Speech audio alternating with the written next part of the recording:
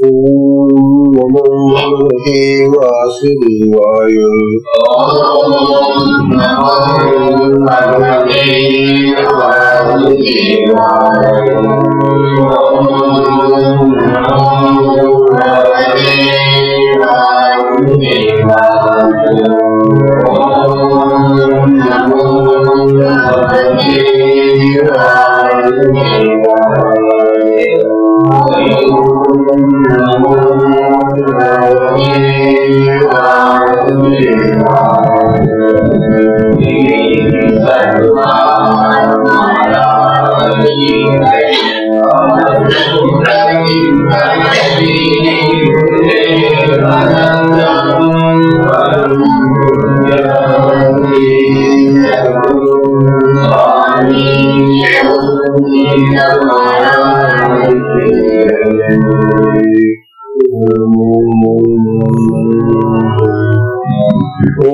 नारायणं पद्मभवं वशिष्ठं शक्तिं जगत्पुत्रपराशरं च व्यासं शुकं गौरवं महान्तं गोविन्दयोगीन्द्रमहर्षिः श्रीशङ्कराचार्यस्य पद्मपदञ्जहस्तामलकञ्चिः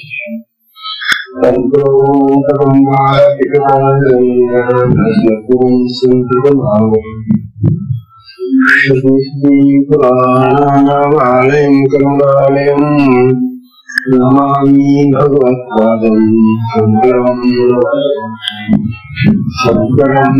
शङ्कराचार्यं केशवं बादरायणं सूत्रभाष्यकृतं वन्दे भगवन्तौ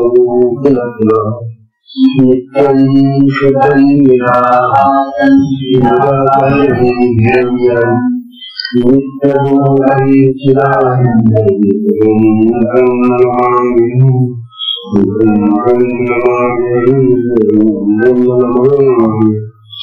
ईश्वरो गुरुरात्मेति मूर्तिभेदविभागिने व्योमवद्व्याप्तदेहाय दक्षिणामूर्तये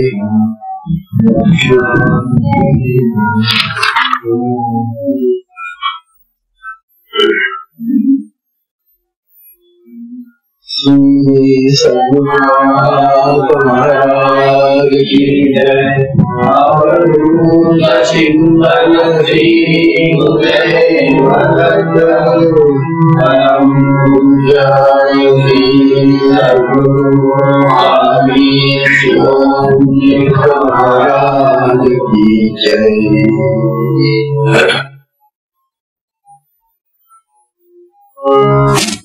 सद्गुरु स्वामी शिवम तीर्थ जी महाराज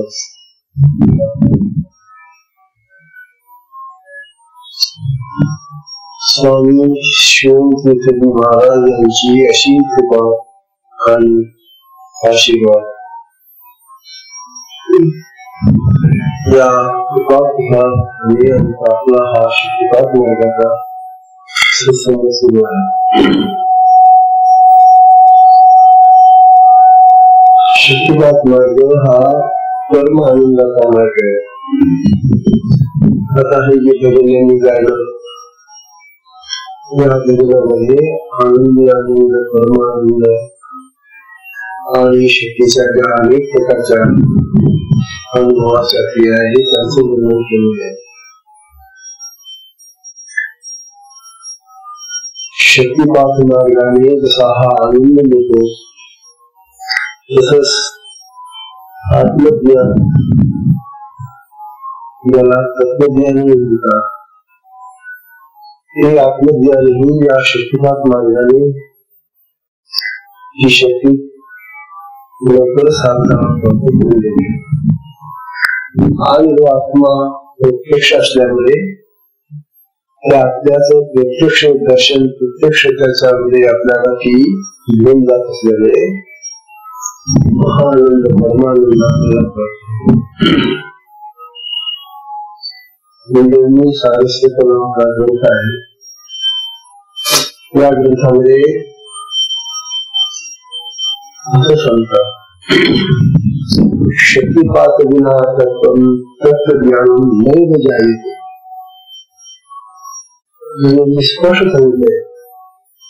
तुम्हाला जर तत्वज्ञान, ब्रह्मज्ञान, आत्मज्ञान पाहिजे असेल तर या शक्ती मार्गाशिवाय तुम्हाला ते प्राप्त होऊ शकत नाही.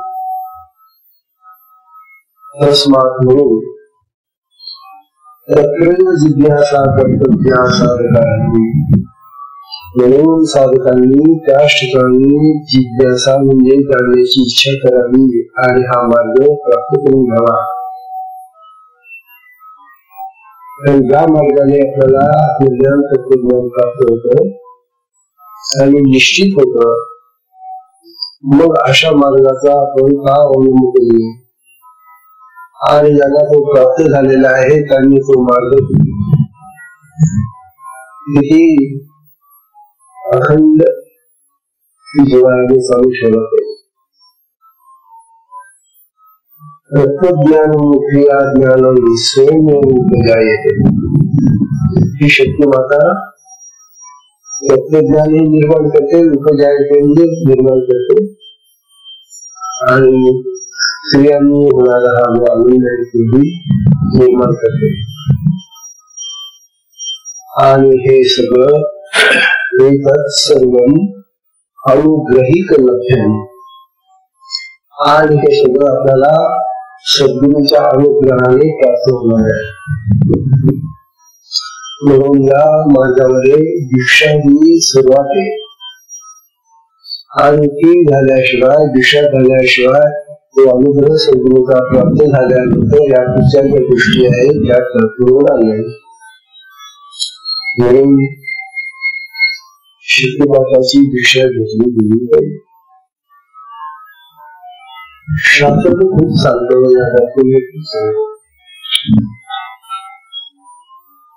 आपण असं पाहतो की आपल्या ह्या शक्तिपात मार्गाने सगळ्या प्रकारच्या योग क्रिया ही शक्ती प्राप्त करून देतो. ध्यान योग, हठयोग, राजयोग, हे जे योग प्रकार आहे त्या सगळ्या प्रकारांचं साधन आपल्या साधनेमध्ये होतं. म्हणून याला महायोग म्हटले गेलेले आहे. असा हा जो महायोग आहे, महान योग आहे, मोठा योग आहे, ज्यामध्ये सगळ्या प्रकारच्या योगांचा समावेश झालेला आहे. इतर कसे घेतला की तोच कर्म करावा लागतो आणि जन्मभर त्याच योगाचं मग साधन करत बसावं. परंतु आपल्या योगामध्ये शक्तिपातामध्ये शक्ती तुम्हाला एकच योगाचा आनंद देते. तुम्हाला प्रत्येक योगामध्ये, प्रत्येक साधनेमध्ये भिन्न प्रकारचा आनंद आहे, भिन्न प्रकारचे सुख आहे, हे आपल्याला प्राप्त करून होते. त्यामुळे हा कंटाळा येणारा मार्ग आहे. लक्षात घ्या, आपण जर एकच प्रकारचं जेवण खात बसलो तर कंटाळा येतो. दररोज एकच घास, एकच प्रकार, कुठलाही. म्हणून आपल्या जेवणामध्ये विविधता असते, रस असतात, वेगवेगळे पदार्थ करतो आपण. मग त्या भोजनाला रुची येते, आनंद येतो. ही शक्ती माता आपल्याला सगळ्या योगांचा आनंद आणून देते. लयोगाच्या क्रिया, हठयोग पाहिजे का हठयोगाच्या क्रिया, राजयोगाच्या क्रिया, क्रिया, त्या जे योग आहेत त्या सगळ्या प्रकारच्या योगांचा तो अनुभव आहे. तो विविध प्रकारचा अनुभव ही शक्ती आपल्याला आणून देते. हा योग सर्वश्रेष्ठ योग आहे असे सगळे शास्त्रांनी सांगितले. तर आपण पाहतो की हा जो राजयोगाचा प्रकार आहे, हा योग जो आहे त्या राजयोगाची जी 8 अंग आहे त्या 8ही अंगांचा अनुभव शक्ती आपल्याला देते. आता तिची इच्छा नाही. आपल्या इच्छेनं इथं काही होत नाही. शक्यला जर वाटलं तर याला आता राजयोगाचा आनंद देतो आपण, राजयोगाच्या क्रियांचा आनंद देऊ, त्या राजयोगाच्या 8 अंगांचा आनंद देतो, अशा विषयी जातो.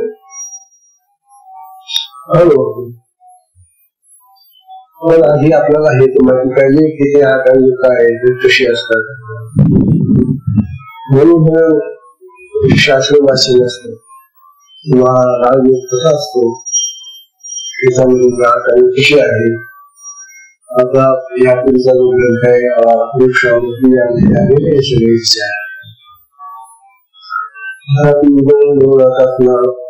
राजयोगाचे हे जे अंग आहेत त्यांचा विचार विनष्ट विनष्ट असं आकाशामध्ये आधी यम आहे, नंतर नियम आहे, नंतर आसन आहे. प्राणायाम प्रत्याहार नंतर मग प्राणायाम असतो, त्यानंतर प्रत्याहार आहे, धारणा श्रद्धा ध्यान समाधिष्य अष्टमी, त्यानंतर मग धारणा ध्यान आणि शेवटी समाधी. समाधी हे शेवटचं अंग साधन. ही कुंडलिनी शक्तिमत्ता आपल्याला 8ही अंगाचा अनुभव देते. फक्त आपल्याला कळलं पाहिजे की हा आपण या मार्गाचा आणि या प्रकारचा अनुभव घेतो. पूर्ण माहिती असली तर मग कळू शकत. तर हे जे नियम आसन प्राणायाम प्रत्याहार धारणा ध्यान समाधी हे असतात तरी कशी त्याचं थोडस ज्ञान आपल्याला आवश्यक आहे. तेव्हा यम म्हणजे काय आणि नियम म्हणजे काय. यम म्हणजे कायम राहणाऱ्या अशा तत्वांना यम म्हणून जे बदलत नाही, जी तत्व बदलत नाही ती अखंड तशीच ठेवावी लागतात. तुम्ही काही करू नाही अशी जी तत्व आहे त्यांना यम असं लागावं. आणि ती इतर ग्रंथामध्ये 5 सांगितले, या ग्रंथामध्ये 10 आहेत. यमाचे 10 प्रकार आहेत. अहिंसा, हिंसा न करणं, सत्य, खरं, खरं बोलणं, खरं वागणं, खरं. अहिंसा, सत्य, अस्तेय, अस्तेय म्हणजे चोरी न करणं, चोरी करणं न करणं. अर्ज म्हणजे रुजुका, क्षमा म्हणजे काही अपराध केला असला, आपल्याबद्दल काही वाईट केलेलं असला आणि काही आपल्याला क्षमा मागितली तर त्याला क्षमा करता आली पाहिजे. क्षमा, भीती, भीती हेही यम आहे.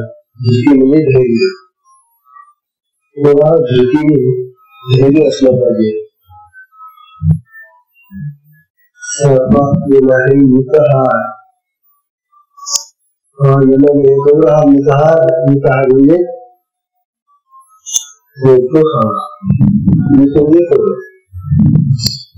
उपाशी राहिलेला आहे. आणि अजीर्ण ओरडून मिळेल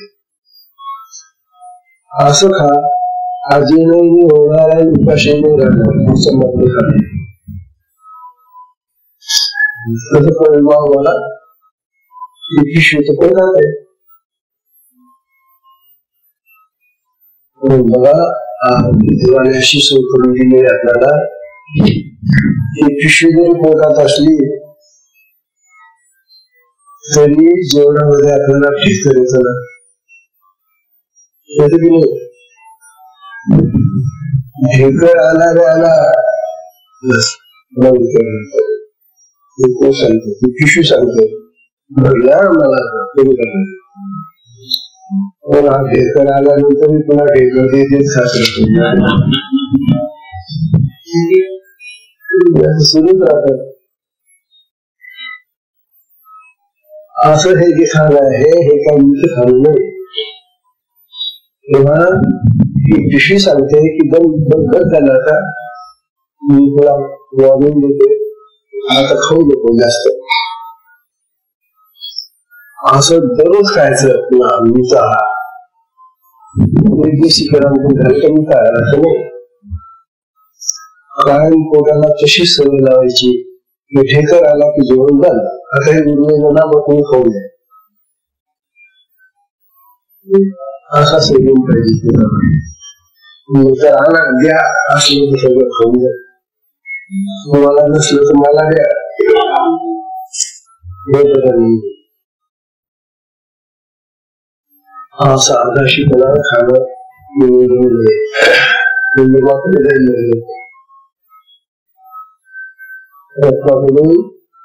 यमराजाला नंतर भेटली. हाती खाणे नसणार जाणे अशी नऊ आपल्यामध्ये, हाती खाणे फरक जाणे. हाती खाण्याने माणसं मरता नव्हतं. मग नाना प्रकारचे जे रोग आहे ते हाती खाण्यापासून येते. तेव्हा शौच म्हणजे शुद्धता, स्वच्छ असलं पाहिजे, शुद्ध असलं पाहिजे, बाहेरून अंतर पाहिजे शुद्धी. हा नियम आहे. ब्रह्मचर्य पाळलं पाहिजे आणि शेवटी ब्राह्मण तत्व आहे दया. दया ही निर्दयतेचा गुण आहे. निर्दय मनुष्य असतो त्याला दया नसते, तो जे सापडेल त्याला मारत होतो, आपस होतो, नष्ट करतो. दया हा असा स्वभाव आहे की तो सगळ्याचं जीवन रक्षण करतो. वनस्पती, प्राणी, पक्षी जे जे आहे, या सगळ्यांबद्दल दया दाखवणं, अशा प्रकारचा हा नियम आहे. हे 10 नियमांचं 10 नियमांचं जरी पालन केलं त्याने जीवनामध्ये, तरी हा 10 नियमांचं पालन करणारा मनुष्य योगी होऊ शकतो.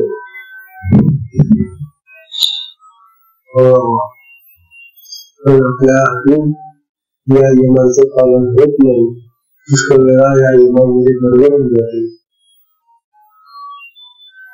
त्यानंतर 10 नियम येतात. मी आणि नियम निश्चितम नियम, या नियमांमध्ये थोडाफार फरक होतो. या तत्वांमध्ये थोडाफार आपल्याला विशेष फरक करता येतो, बदल करता येतो. परिस्थितीनुसार त्याला नियम, नियमामध्ये बदल करता येत नाही. कुठल्याही परिस्थितीमध्ये नियम असतात, परंतु नियमांचं असं आहे की ते नियम प्रत्येकाच्या आणि असंप्रमाणे थोडंफार कमी असतील, म्हणून नियम करतात. 10 नियम होतील, ते 10 नियम असेल कसं करता येईल. तप करणं हे नियमात असतं. आता मुलाने तप करायचं म्हणजे कसं म्हणतो, आधीच तापमान वाढलेले आहे आणि तो बसला आणखी तप करायला मुंबई ना,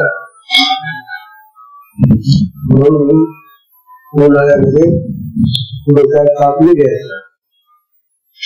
हा ऍडजस्टमेंटचा प्रकार आहे.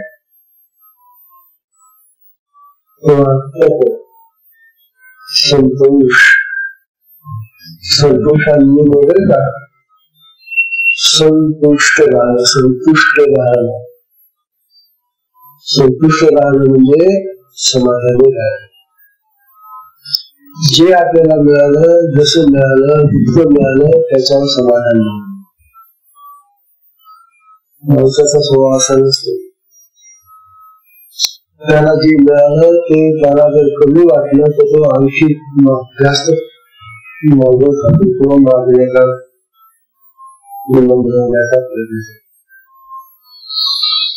त्यामुळे हा नियम बिघडून जातो. तेव्हा संतोष हा एक नियम आहे. तिसरा आहे आस्तिक्य. आस्तिक्य बुद्धी असली पाहिजे. आस्तिक्य म्हणजे आहे असं काय आहे. भगवान आहे, आत्मा आहे, परमात्मा आहे, ब्रह्म आहे, सद्गुरु आहे. यावर ज्याची असणे अशी श्रद्धा असते त्याला आस्तिक्य म्हणतात, आस्तिक म्हणतात. आणि ज्याची श्रद्धा नसते त्याला नास्तिक म्हणतात. दुसऱ्याला देऊन धर्म आहे असे म्हणणारे आज फार झालेले. म्हणून नास्तिकांची संख्या आता जास्त वाढत चाललेली आहे. त्यामुळे हा जो नियम आहे आस्तिकतेचा हा कित्येक लोक पाळत येत. मानतच नाही, देवच मानत नाही. देव न मानणाऱ्याला नास्तिकच म्हणावं लागतं. म्हणून आस्तिक्य हा नियम आहे.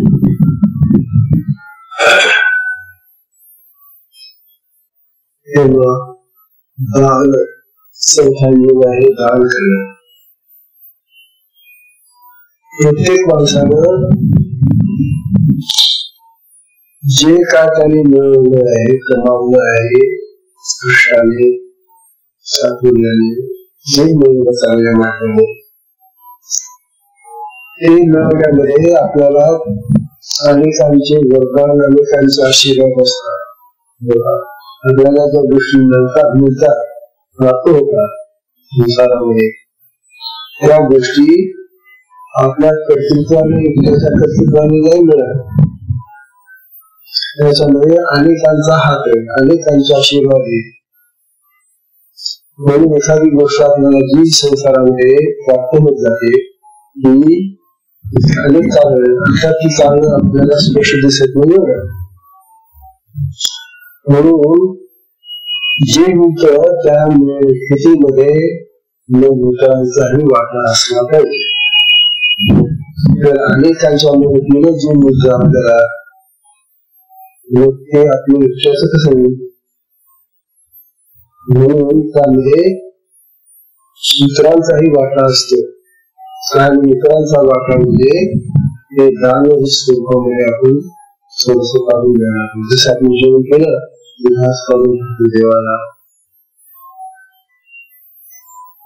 आपल्याला मिळाल्याचं कुत्राला न मिळालं त्याला आपण देतो. हातात आपल्या जो पैसा येतो त्या पैशामधून थोडस दान करता आलं पाहिजे. आपल्या देशामध्ये तर फार हा उज्ज्वल प्रकार होता. फार मोठे दान करून दिले. तर आपल्या स्वतःच दान करायला तयार असेल, मरायला तयार असेल, असे दान करू शकतो देशामध्ये. आदर्श आहे आपल्याकडे. त्या मनाने तुम्हाला तेवढं तर काही दान नाही करायचंय. फक्त तुम्ही तुम्हाला जे काय थोडासा लागतोय त्यातून थोडस बाजूला करायला. दान करणं हे पुण्याचं कार्य आहे आणि त्यामुळे आपल्याला पुण्य प्राप्त होतं. आणि पुण्याचं फळ सुख आहे. जो विषय जास्त पुण्य कमवतो त्याला जास्त सुख मिळतं. म्हणून दान करावं. दान हा नियम आहे आणि हा नियम पाळला पाहिजे. आणि दुःखी कंजूष असतात ते स्वतः सुद्धा खात नाही. दान हे जे मिळवतात स्वतःला स्वतःसाठी ते स्वतः सुद्धा खात नाही. संग्रह करतात नुसता साठा देवाला जायचं राखून ठेवायचं असा हा जो स्वभाव आहे संग्रह ही जी आहे ही फार वाईट वृत्ती आहे. कारण त्या संग्रह वृत्तीवर दुसराच कोणीतरी म्हणून बसते. संग्रह करणारा कोणी सांगतो आणि एका दिवशी गेला तो जो संग्रह आहे केलेला त्याच्यावर दुसरा माणूस होतो ना आणि त्याने त्याचा जमवलेला नाही मग तो उभरतो आणि मग काय उपयोग झाला संग्रहाचा त्याच्यापेक्षा थोडं दान करत आला असता म्हणून नुसतं संग्रह करू नका तर आपण जे मिळतो त्यातून थोडासा घराचा हिस्सा काढून तेव्हा दान हा नियम आहे आपला. त्यानंतर पाचवा नियम आहे ईश्वर पूजन. ज्या ईश्वराने आपल्याला या देहामध्ये घातलेले आहे मनुष्यदेह मिळाला आपल्याला म्हणून त्याची ईश्वराची कृपा आहे ना म्हणून त्याची पूजा करली पाहिजे. हे पूजा करणं हा नियम आहे माणसाचा. जर नास्तिक असेल तर कशाला करतो पूजा हे पूजाच करत नाही. त्यानंतर सहावा नियम आहे सिद्धांत वाक्य श्रवण. सिद्धांत म्हणजे जे सिद्धांत म्हणजे तत्व आहे ही सिद्धांत वाक्य रचना आपण ऐकली पाहिजे. आणि सिद्धांत वाक्य रचना उपनिषदांमध्ये आहे. आपली सगळी उपनिषदं तत्वज्ञानाचा उपदेश करतात ब्रह्मज्ञानाचा आत्मज्ञानाचा उपदेश करतात आणि म्हणून उपनिषदात्मक हे तत्वज्ञान आपलं ऐकलं पाहिजे. हा नियम आहे सिद्धांत वाक्य श्रवण. सातवा नियम आहे ह्री.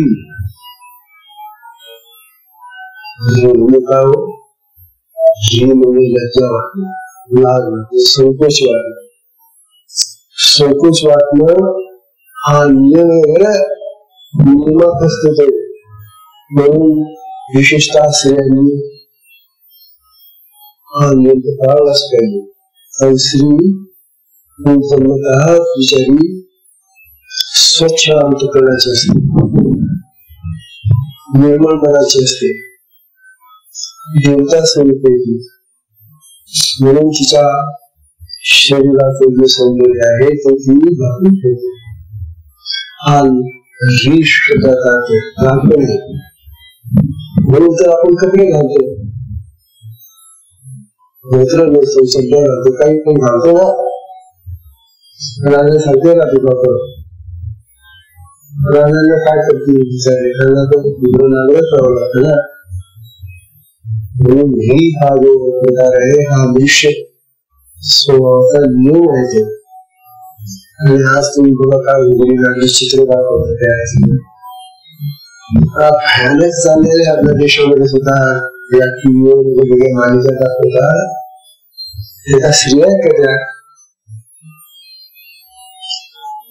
ही नावाची गोष्ट तिथे तर दिसते का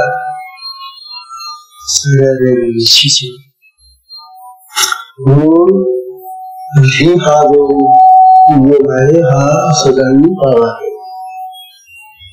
संकोच वाटला पाहिजे.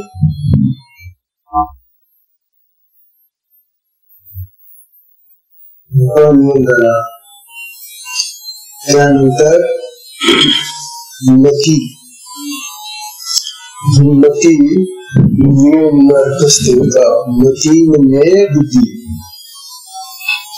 अशी बुद्धी तर विचार करणारी शक्ती आहे परंतु मती बिघडली मनुष्याची बुद्धी बिघडली की सगळं जात. म्हणून मती न बिघडू देणे हा नियम आहे. जो माणूस आहे ना मती बिघडायला तिची मती शुद्ध राहायला पाहिजे. म्हणून मती हा नियम करून टाकला आहे शास्त्राने. मती 9वा नियम आहे जप करावा. नियमापासून जप करणे नियम आहे. जरूर काहीतरी तुम्ही मंत्र म्हणा, नाम जप करा, गोविंदाचं नाव घ्या, काही ना काहीतरी तुमच्या मुखामध्ये तुमच्या जिभेवर काहीतरी चांगलं निर्माण व्हायला पाहिजे. हा नियम करून टाकलेला आहे. जशा चांगल्या गोष्टी आपल्याला आवडतात तसं आपल्या मुखामध्ये गोविंदाचं नाव, गुरुचं नाव, चांगल्या व्यक्तीची नाव, संत पुरुषांची नाव जप करणं म्हणजे त्यांची नाव घेणं म्हणजे जप करणं. प्रत्येक माणसाने दिवसातून कोणातरी जप केलाच पाहिजे असं निदान झोपताना तरी करा. झोपण्यापूर्वी झोपता जर जप करता करता झोप लागून गेली तर फार उत्तम झोप लागते.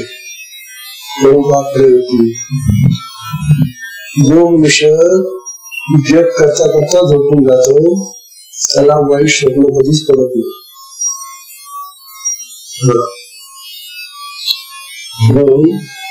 जप हा नियम करून टाकलेला आहे शास्त्राने.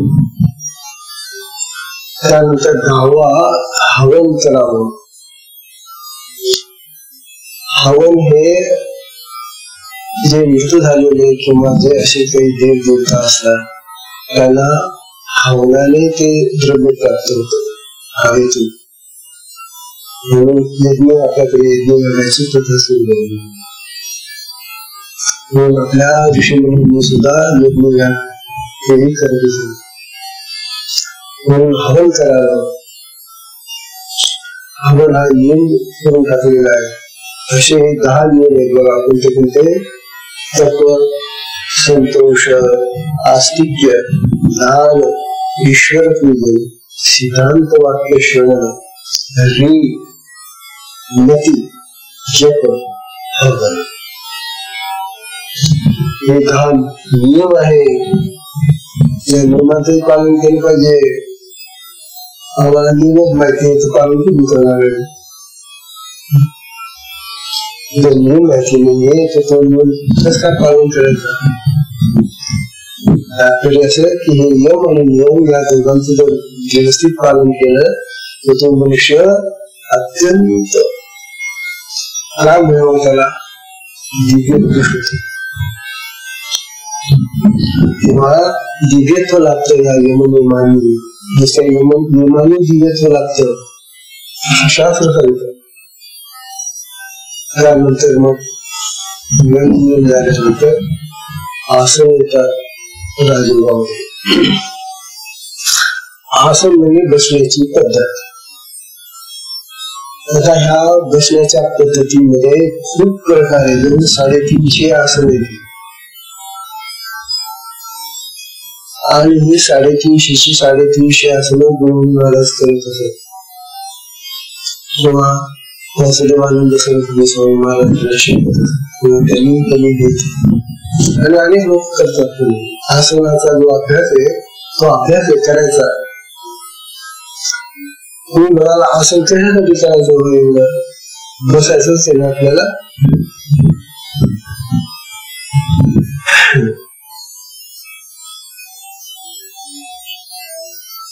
आसन हे आपल्या शरीराला अनेक प्रकारचे लाभ देणार असं साधन आहे.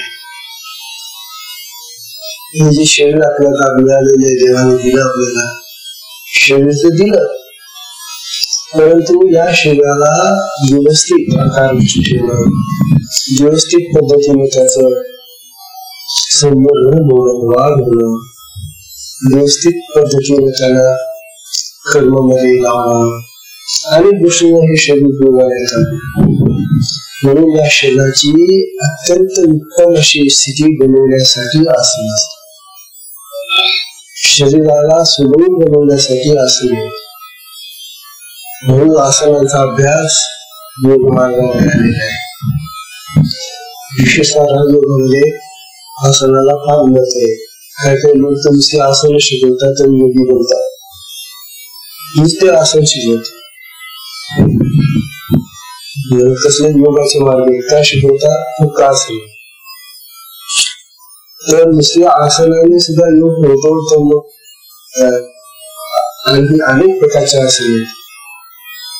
तेव्हा ही आसनं सुद्धा शरीराला अत्यंत उपयुक्त असतात. जितके जातीचे जीव जंतू आहेत बर का, जितक्या जाती जीव जंतूंच्या आहेत आणि त्यांच्या बसण्याच्या जितके जितके जितके प्रकार असतील तितके असले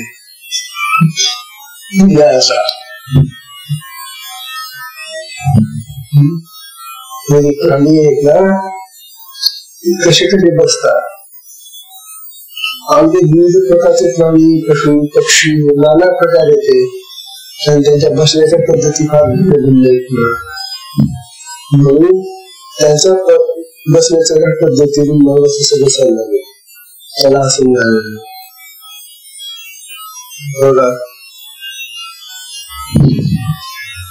ही आसनं शिकावी लागतात. असं कोणी शिक्षक असतो तो तुम्हाला ही आसनं शिकवतो कसं बसायचं. तो व्यायामाचा प्रकार परंतु शक्तिपात मार्गामध्ये शक्ती तुम्हाला ती आसनं आपोआप लावून देते. काही माहिती सुद्धा नाही कुठला आसन चालू लागेल तर शक्ती त्या माणसाला त्या प्रकारचं असेल. जर बरं असेल ना तर ते असेल लागेल. शीर्षासन तर अनेक लोकांना लावते. जसे शीर्षासन लावले ना शीर्षासन डोक्या उभे राहणे, जसं जो काय उभे राहतात हा उभे राहणं म्हणजे असं नाही डोक्या उभं राहायचं कायचं काम डोकं करत. शक्तिपात मार्गामध्ये हे आसन आपोआप लागतं आणि त्या शिष्याला काही त्रास होत नाही. उलट असं आसन शिकवणारे जे शिक्षक असतात ते जेव्हा शिकवतात त्यावेळेला काही ना काही बिघाड होण्याची शक्यता असते हे आसनांना. म्हणून आसनांचा स्वतः प्रयत्नपूर्वक अभ्यास करण्यापेक्षा शक्तिपात मार्गामध्ये ही शक्ती आपल्याला वाटेल ते आसन लावून दाखवते आणि त्याचा अनुभव देते. असा आपला शक्तिपात मार्ग आहे. बघा शक्तिपात मार्ग शक्ती साधकाला जे उचित आणि आवश्यक असेल ते आसन क्रियांच्या माध्यमातून लावून देते. आसनामुळे शरीर मन प्राण यांना विश्राम मिळतो. तसेच काही आसनांमुळे पाठ मांड्या हात यांना व्यायाम होतो. रोग प्रतिकारक शक्ती वाढते. आसनामुळे कुठले रोग त्या माणसाला सहसा लागत नाही.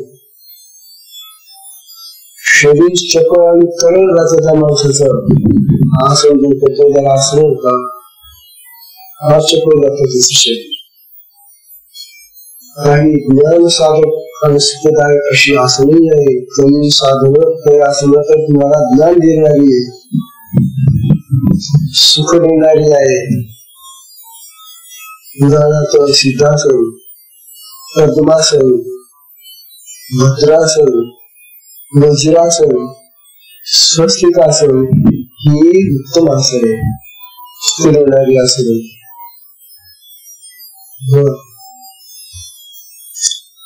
त्यानंतर शीर्षासन. आता काही सिंहासन सिंह जसा हे करतो ना तशा पद्धतीचं आसन सिंहासन. वीरासन एखादा वीर पुरुष ज्या पद्धतीने वागतो असा वीरासन. धनुरासन म्हणजे धनुष्यबाण जसं वागतो ना तशा पद्धतीचं तो वागतो मागे धनुरासन. गोरक्षासन मत्स्यासन माशाप्रमाणे आसन. मयूरासन म्हणजे मोराचा आसन. पूर्णासन पूर्ण म्हणजे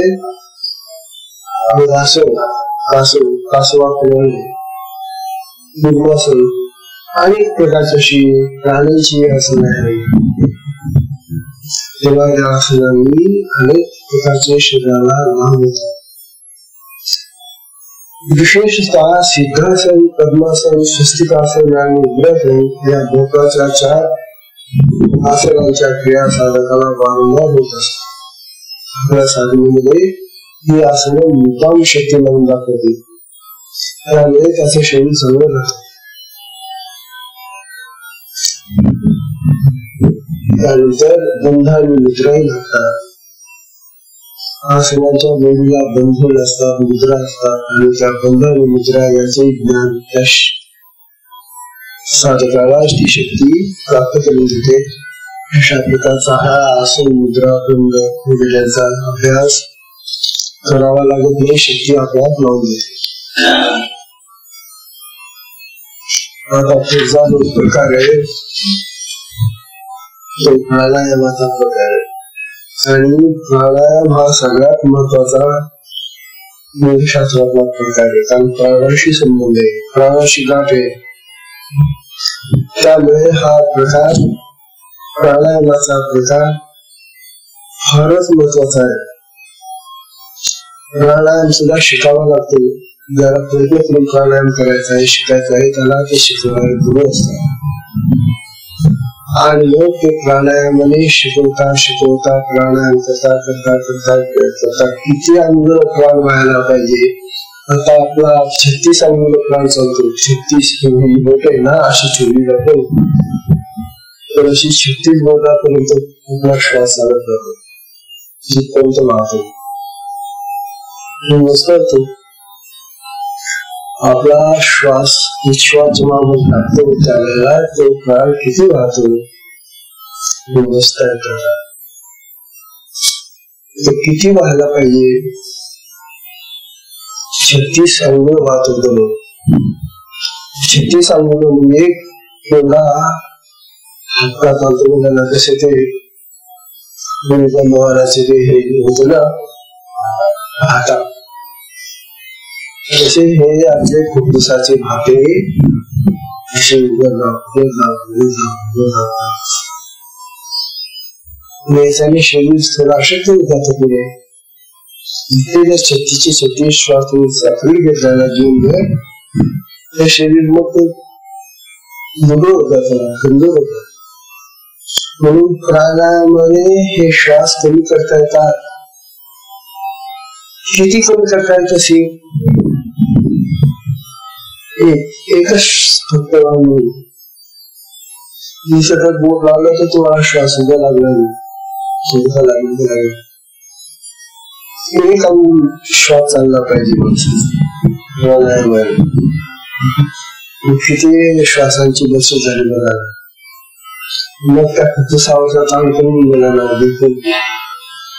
आणि फुफ्फुसावरचा जर ताण कमी झाला तर ती फुफ्फुस पुष्कळ दिवस काम देते ना. जसा डॉक्टर काय हा असा रात्रंदिवस जर चालू ठेवला तर काही दिवसांनी जीवन जातो ना. तो हे यंत्र सुद्धा जीवन जातो. मग आपल्या यंत्राने ते दिसणार. म्हणून प्राणायाम अतिशय महत्वाची क्रिया आहे. या क्रियेबद्दल आता जास्त माहिती आता सांगत नाही. आता आपल्याला आता गाडी पकडायची. त्यामुळे आजच्या सत्संगाला वेळ संपल्यामुळे विश्रांती. हरि ओम.